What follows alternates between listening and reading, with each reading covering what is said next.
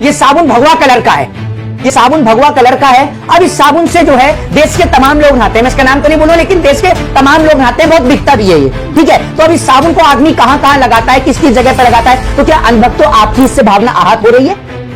बताइए, मुझे जवाब दीजिए। पत्रकार महोदय, मैं आपसे भी पूछ रहा हूं। नहीं साबुन लगाते हैं ना, नहीं भाई, इससे आपकी भावना आहत हो रही है तो उसको अश्लील जगह पे तो लगाते हैं, तो आपकी भावनाएं आहत हो रही है इससे। मैं कहता हूं, आपको सुनाता हूं, पहले सुनिए।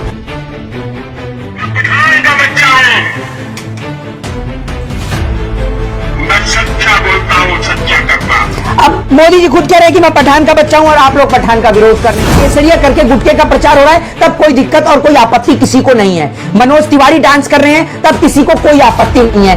निरहुआ डांस कर रहे हैं, किसी को कोई आपत्ति नहीं है। कंगना रनावत डांस कर रही है, किसी को कोई आपत्ति नहीं है। लेकिन अक्षय कुमार डांस कर रहे हैं, उनको से किसी को कोई आपत्ति नहीं है। लेकिन अगर शाहरुख खान कोई मूवी को रिलीज करते हैं तो आप ये सोचिए ना कि आप बाइकआउट गैंग आकर एक्टिव हो जाती है। हर चीज में बाइकआउट करना ये लोग शुरू कर देते हैं। हर चीज का बाइकआउट, चीज पहले से आई नहीं, पहले से शुरू होते हैं बाइकआउट करना है। पठान मूवी को उसका बाइकआउट करना है। सुनिए, मैं तो देखूंगा, जरूर जाके देखूंगा, रोक ले कोई। इन लोगों का उद्देश्य आप पठान चिल्ला रहे हैं। नरेंद्र मोदी जी खड़े होकर खुद कहते हैं कि मैं पठान का बच्चा हूं। आपको सुनाता हूं, पहले सुनिए।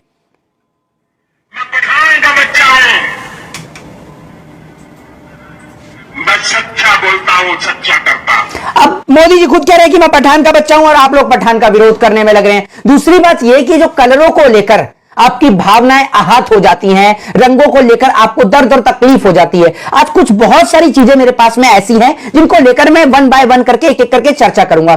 पहले आप लोग मेरे को देख चुके होंगे कि मैंने किस प्रकार से कंगना रनावत की फोटो दिखाई कि हाथ में दारू लेकर और भगवा कलर की ड्रेस पहन रखी थी उन्होंने, तो क्या भगवा का अपमान नहीं हुआ था? यह भी मैंने आपसे पूछा था। मनोज तिवारी की वीडियो आपको दिखाकर मैंने आपसे पूछा था। रवि किशन की वीडियो दिखाकर मैंने आपसे पूछा था। निरहुआ की वीडियो दिखाकर मैंने आपसे पूछा था कि किस प्रकार से ये लोग भगवा पहनाकर महिला के साथ में किस प्रकार की अभद्रता बड़ा एक मतलब अश्लीलता वाला डांस कर रहे थे। आप सभी लोगों ने, पूरे देश ने इसको देखा था। अब मेरे पास में आज एक ये साबुन है, ये साबुन भगवा कलर का है, ये साबुन भगवा कलर का है। अब इस साबुन से जो है देश के तमाम लोग नहाते हैं, मैं इसका नाम तो नहीं बोलूं, लेकिन देश के तमाम लोग नहाते हैं, बहुत बिकता भी है ये, ठीक है। तो अब इस साबुन को आदमी कहां कहां लगाता है, किस किस जगह पर लगाता है, तो क्या अनभक्तों आपकी इससे भावना आहत हो रही है?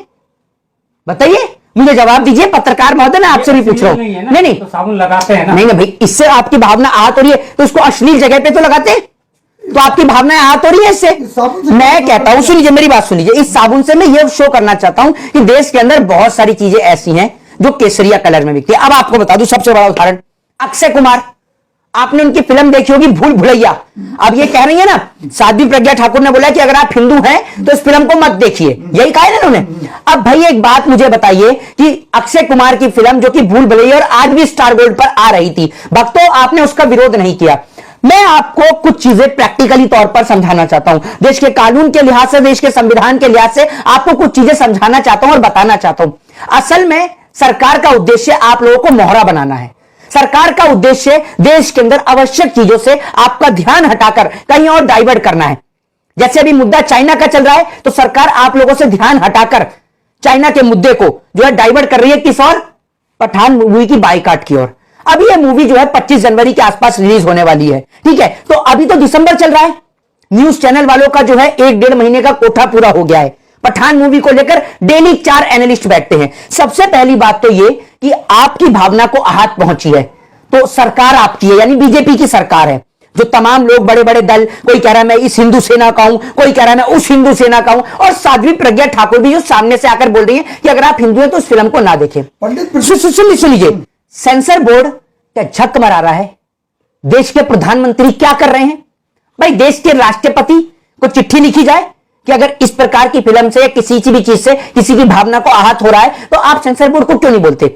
दूसरी बात यह है कि एक चिट्ठी बनाकर, एक लंबी चिट्ठी बनाकर थमा दी जाए बॉलीवुड के हाथ में, सेंसर बोर्ड के हाथ में, कि भैया इस कलर के कोई कपड़े ना पहने और इन कलरों का कहीं प्रयोग ना किया जाए। सुन लीजिए, मुझे आज कंप्लीट करने दीजिए। गुटखा सबसे गंदी चीज आप मानते हैं नहीं मानते हैं? माउथ कैंसर सिर्फ इंडिया में पाया जाता है। अब सुनिए आप, माउथ कैंसर सिर्फ इंडिया में पाया जाता है और गुटखे के अंदर केसरिया शब्द का प्रयोग किया जाता है। विमल का ऐड देखा होगा आपने, है ना? विमल, जिसमें डूब रहा है वो केसरिया करके पूरा ऐड दिखाया जाता है। मतलब अब केसरिया करके गुटके का प्रचार हो रहा है, तब कोई दिक्कत और कोई आपत्ति किसी को नहीं है। मनोज तिवारी डांस कर रहे हैं, तब किसी को कोई आपत्ति नहीं है। निरहुआ डांस कर रहे हैं, किसी को कोई आपत्ति नहीं है। कंगना रनावत डांस कर रही है, किसी को कोई आपत्ति नहीं है। लेकिन अक्षय कुमार डांस कर रहे हैं, उनको से किसी को कोई आपत्ति नहीं है। लेकिन अगर शाहरुख खान कोई मूवी को रिलीज करते हैं तो आप ये सोचिए ना कि आप बाइकआउट गैंग आकर एक्टिव हो जाती है। हर चीज में बाइकआउट करना ये लोग शुरू कर देते हैं। हर चीज का बाइकआउट, चीज पहले से आई नहीं, पहले से शुरू होते हैं बाइकआउट करना है। पठान मूवी को उसका बाइकआउट करना है और ये लोग यही कर रहे हैं। इससे देश को कोई फायदा है? आप मुझे ये बताइए। दूसरी बात ये कि जिस फिल्म का आप लोग बाइकआउट करते हैं वो फिल्म बड़ी तेजी से, वो चाहे आपके थिएटर्स हो चाहे आपके मॉल्स हो, उन पर बड़ी तेजी से बहुत ज्यादा कमाई करती है। लोग देखते हैं कि आखिर इसमें ऐसा है क्या, तो आप तो खुद खड़े होकर सामने से प्रमोशन कर रहे हैं। दूसरी बात यह कि साध्वी प्रज्ञा ठाकुर सांसद है, क्या उन्होंने सदन के अंदर खड़े होकर यह मुद्दा उठाया? बताइए ना आप मुझे।